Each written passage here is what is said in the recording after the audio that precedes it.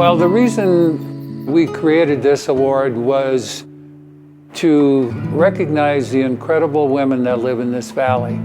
And so I went to Hazie and asked Hazie if we could name the award after her. And her response was, well, Rod, why would you want to do that?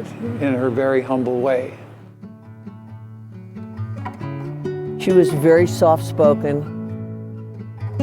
She was quiet, unpretentious, but very well educated.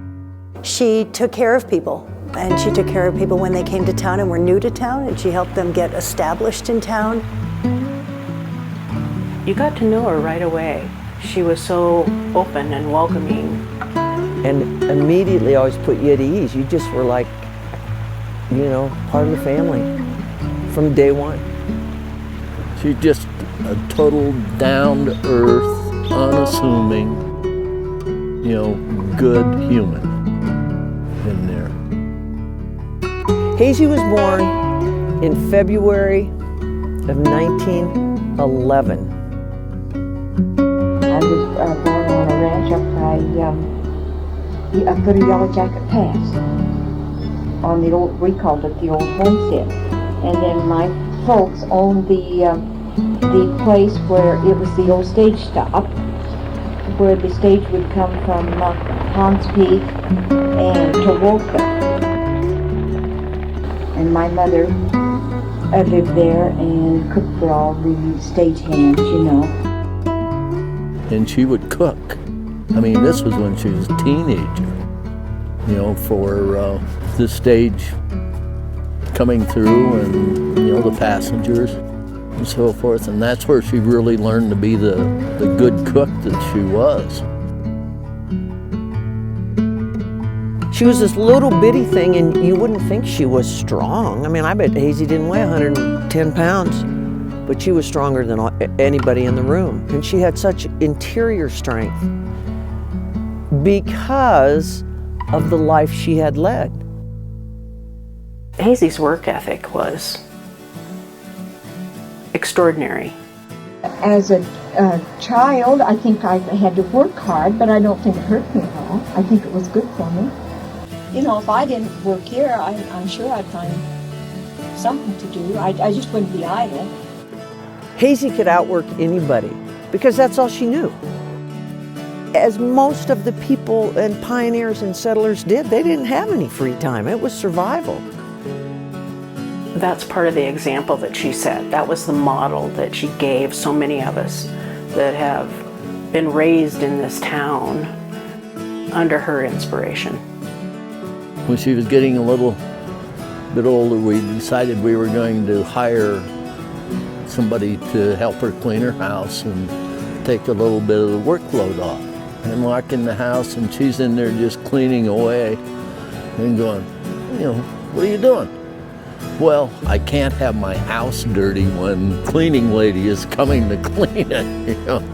So I said, what are you going to do, sit here and have coffee with her? You know? She never needed any help. She just was Hazy. That's how she lived her life, you know, and she was always busy.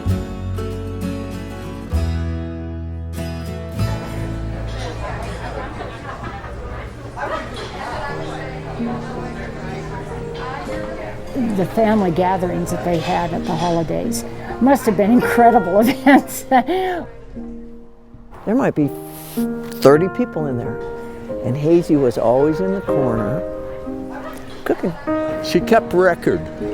In 1 year, she fed, it was a little over 2,000 individual people.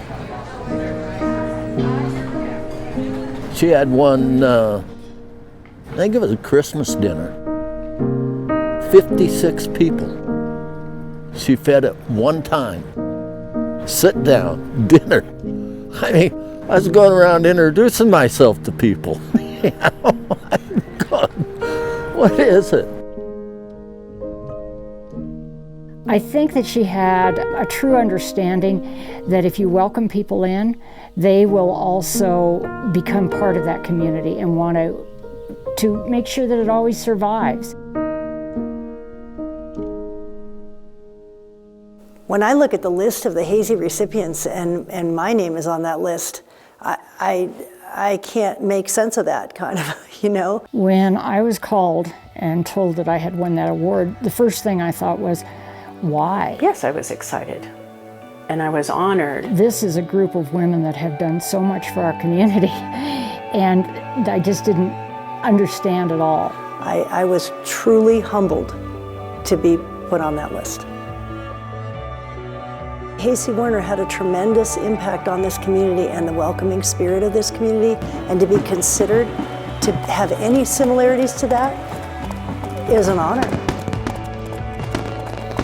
Hazy's love of the valley and the love of Steamboat was in her eyes.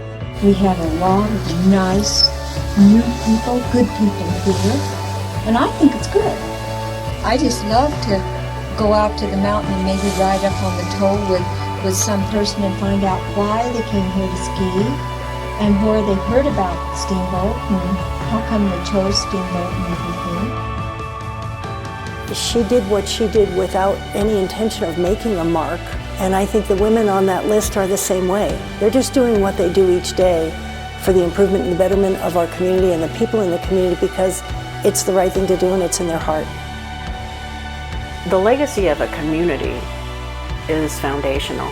And if you don't tell the stories, don't share the legacy of people like Hazy Werner, there is no Steamboat Springs. The integrity, the authenticity of the Yampa Valley gets lost. So it's critical that we continue to honor Hazy and these others who have gone before us. I think she looks down on Steamboat and thinks, look at that little town. And she had a part in that.